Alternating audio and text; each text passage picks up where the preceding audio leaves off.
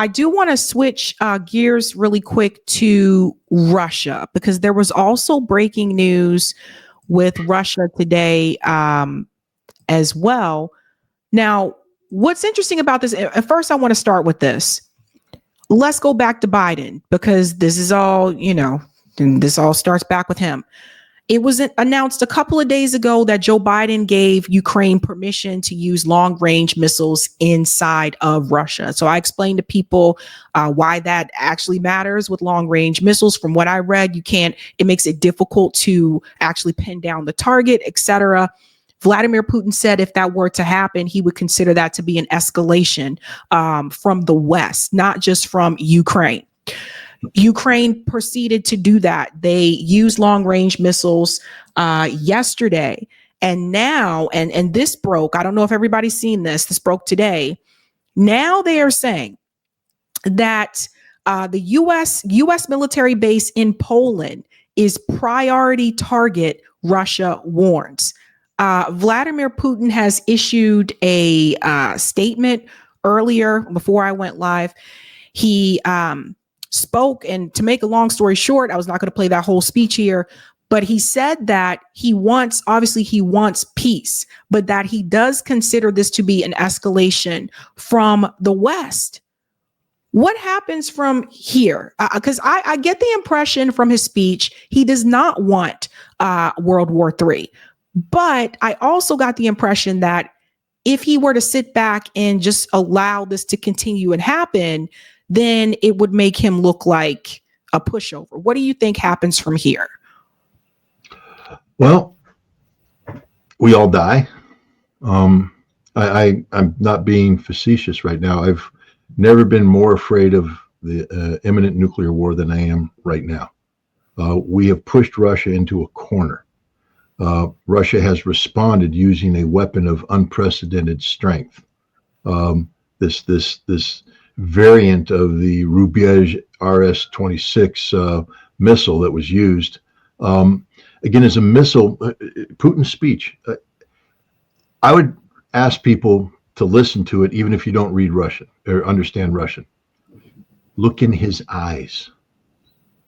Watch him as he speaks. And understand he has made a decision that if the West wants a nuclear war, the West has a nuclear war. He doesn't want it, but he's made the decision. He has said, all decisions have been made, all orders have been issued, there will be no more discussion. We automatically mirror what you do. So when you attack us with storm shadows and attackums, there's no debate. We don't ask ourselves, we will hit you. If you escalate and bring in a threat from Poland, we will take out the target automatically. There's no debate. And if you want a nuclear war, we will launch everything and kill you all. That's the decision that's been made. That's where we're at right now. All decisions have been made. All orders have been given. There's nothing to talk about except the West needs to stop doing what it's doing. It's very dangerous. He chided the Americans. He said, the weapon we used to be banned under the Intermediate Nuclear Forces Treaty. There was this is a treaty, just I think you know my background. I was a weapons inspector for the Intermediate Nuclear Forces Treaty. In fact, I have the honor of being the first weapons inspector on the ground in the Soviet Union to implement that treaty. This was the treaty that got rid of the most dangerous weapons in the world at that time. The Pershing II, the ground-launched cruise missile, the Soviet SS-20, their SS-4s, SS-5s. We got rid of them. These were the weapons that were going to bring us to war. And in 2019, Donald Trump withdrew from that treaty. Said, no, we're done. Accused the Russians of cheating, but when the Russians went, well, we're not cheating, you show us the proof. Wouldn't show them the proof. He just said, nope, we're withdrawing. And then immediately tests an intermediate nuclear range missile, which means that we've been planning on withdrawing for a long time, because you don't immediately test. There's about a year's worth of preparation going on there.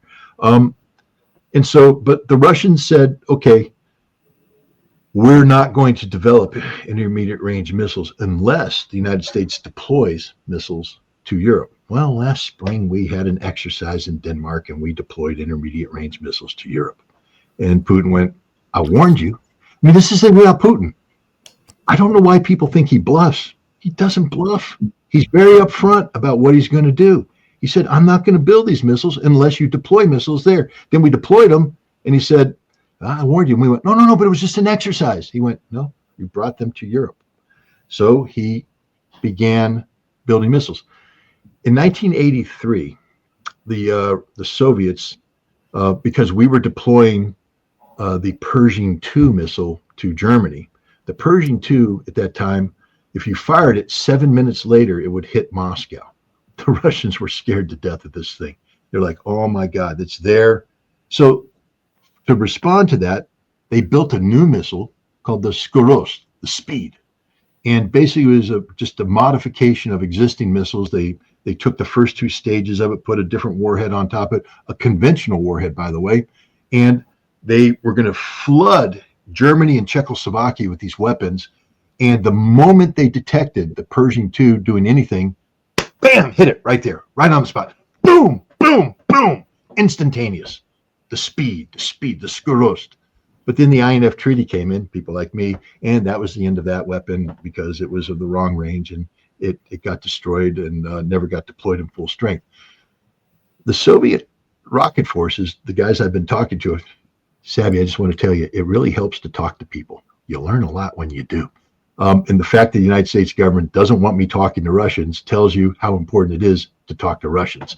And I've talked to the Russian guys who are in the rocket force, and they're bitter about the INF treaty and all that because they view that as Gorbachev giving away their military capabilities. Boris Yeltsin made them weak, and Putin's been gradually strengthened. But even Putin they were frustrated with because he always played by the rules. Putin's like a fair guy. Well, Putin finally said, all right, you're going to do that. We're going to rebuild. The missile that the Russians used against Dnipro, the modification of the RS-26 is the new Skorost. America hasn't woken up to the fact yet that Russia, because we're threatening to deploy a missile called Dark Eagle, which is like a really modern hypersonic Pershing II. We're deploying it to Germany. And so the Russian military went, hey, baby, let's go back to the old playbook. And they've built a missile that now will be deployed, flood the zone, conventional warheads. And the moment we do anything, bam, it hits. You saw it. 6 independently targeted warheads. Each warhead had 6 large submunitions.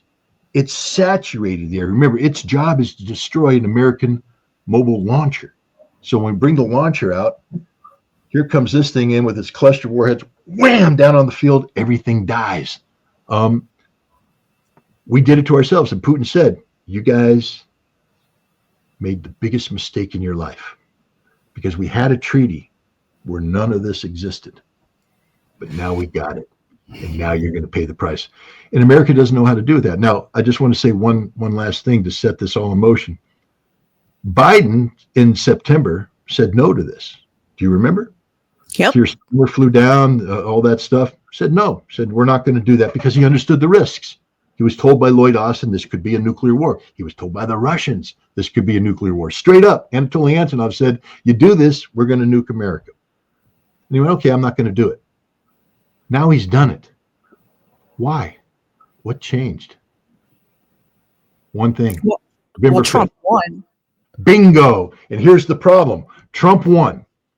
Why is a lame duck president hell-bent on taking us down the path to war when the person who won the election overwhelmingly is saying, I don't want war with Russia.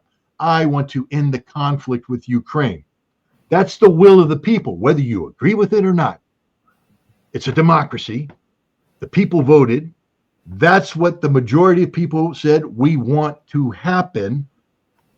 And the person who lost the election, instead of respecting that, is moving forward in the exact opposite direction. They call it Trump proofing. Trump proofing. What constitutional right do they have to do this? Trump proofing. You know who's doing the Trump proofing? The deep state. The unelected deep state is doing this. They're afraid of Trump because Trump's come in and said, I'm taking the deep state down. And the other thing I have is Joe Biden hasn't said anything. They won't let him talk about this. He's not allowed to take any questions on this, which raises, in my mind, the possibility of a de facto coup d'etat being carried out by Anthony Blinken, who was in favor of this all along, and Jake Sullivan, both of whom are beasts of the deep state, who are saying we have to Trump-proof everything so that it survives Donald Trump. But the problem is their Trump-proofing is leading us dangerously down the path towards a nuclear confrontation with Russia. They aren't going to back down. Putin just said, stop. But I guarantee you that Ukraine is going to launch another Storm Shadow attack. And then Putin's going to hit them with another Rubyezh. And then we're going to take umbrage and we're going to do something to help the Ukrainians by maybe firing a missile from Poland to take down a Russian missile. That missile site gets hit. Now, NATO says Article 5, and they launch a larger strike against Russia, and Russia nukes Europe. And here's the scariest thing about it, Sabby. Today, you don't mind if I call you Sabby? Should I call Sabrina? I apologize. I don't want to say any, I don't want to feel. I don't mind. All right, I apologize because I want to be respectful. I'm always respectful. I just saw in your tweet that sometimes you use Sabby or people call you Sabby. So I took the initiative, but if it's the wrong thing to say, I apologize. My wife and my mom have raised me to be a gentleman, so I'm not to insult anybody. So, but here's the thing. Right after, because Vladimir Putin just signed off on a new nuclear doctrine for Russia that basically lowers the threshold for Russian use of nuclear weapons to about zero, meaning all the stuff we're doing right now, could Russia, he said, under our doctrine, I could use nuclear weapons right now. I could use them right now. How did the United States respond to this? Rear Admiral Buchanan of the United States Strategic Command, they're the ones who control all our nuclear weapons, came out and said, that's okay. We're not afraid of his nuclear doctrine because we're ready to have a nuclear exchange with Russia. And we think we're going to win. And we'll retain enough nuclear weapons so that after we have our little nuclear exchange with Russia, we can still have nuclear deterrence. How about, you guys do know what a nuclear exchange means, right? Everybody understands that. It means a war where nuclear weapons are exploded on each other's territories. He is saying that the Biden administration has made a decision that it's okay to enter a nuclear war with Russia because we think we're going to win. I'm telling you right now, we would lose 100 million people plus in a limited nuclear exchange with Russia. This is insane. Thank you. It's insane, totally insane. But where's the press? Where's everybody? So I'm going to make an announcement, then I'll go back to you taking control of your program. On December 7th, there will be a rally in Washington, D.C. Say no to nuclear war. That's the hashtag. I want everybody to take that hashtag and run with it. Say no to nuclear war. We are bringing in some big names. We are going to be at the Lincoln Memorial. We're going to go down to Congress. We're going to go over to the White House, and we're going to be talking. And the whole idea is to say no to Congress and say no to Biden, say no to nuclear war. You can't kill us. We're not going to let you kill us. And I would hope that as many people as possible could come to attend this and add their voice to this. We have to stop this in the bud. If we have to nip it, say no to nuclear war. Join us. You're welcome. I don't know where are you based out? You're West Coast? No, I'm in Boston area. Come on down.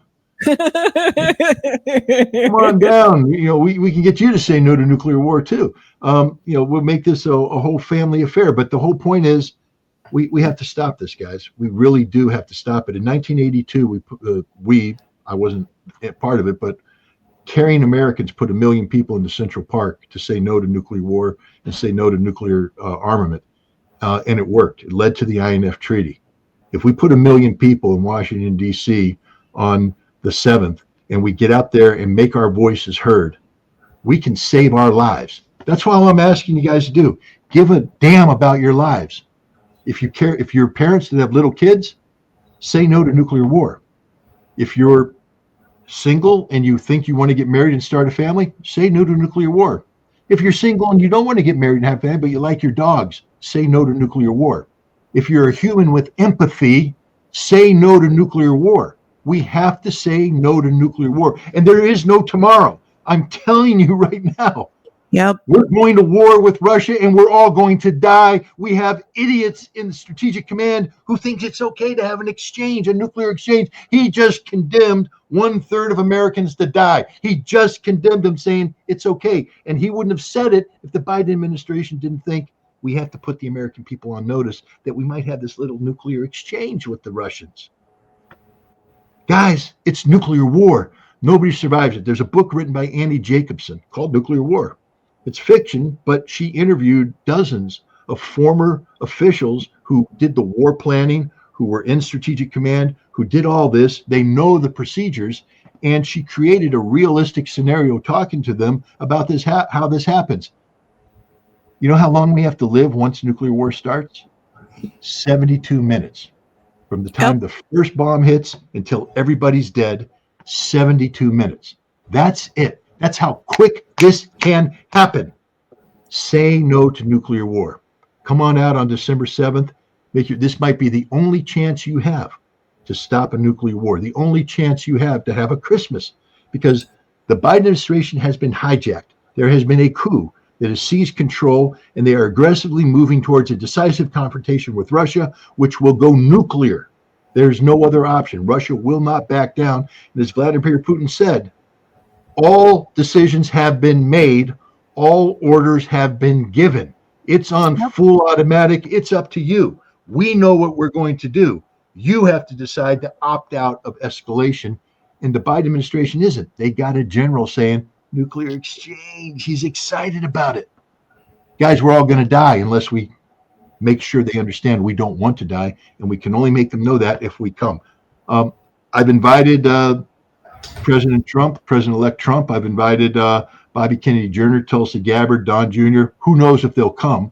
But it's important that they come, not because we're saying we support you. I don't care what you believe in. I don't care if you're, to be honest, if you're Zionist and you say no to nuclear war, come.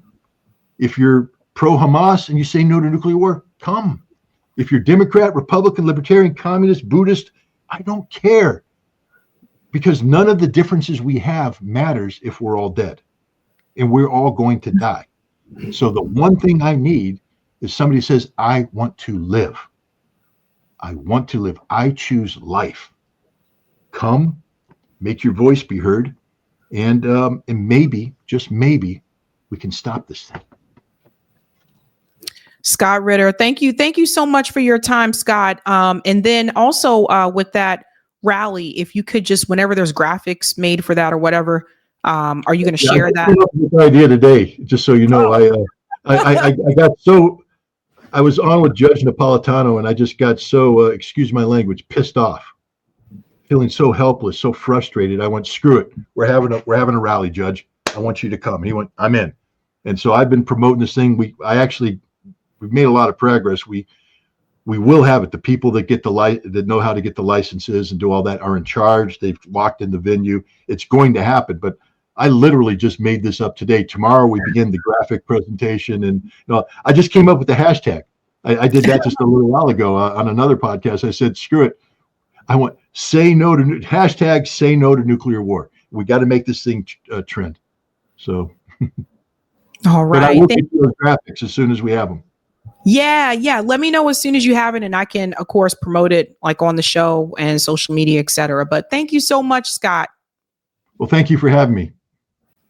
Hey guys, this was a Sabby clip. If you like what you saw, hit that like button and subscribe.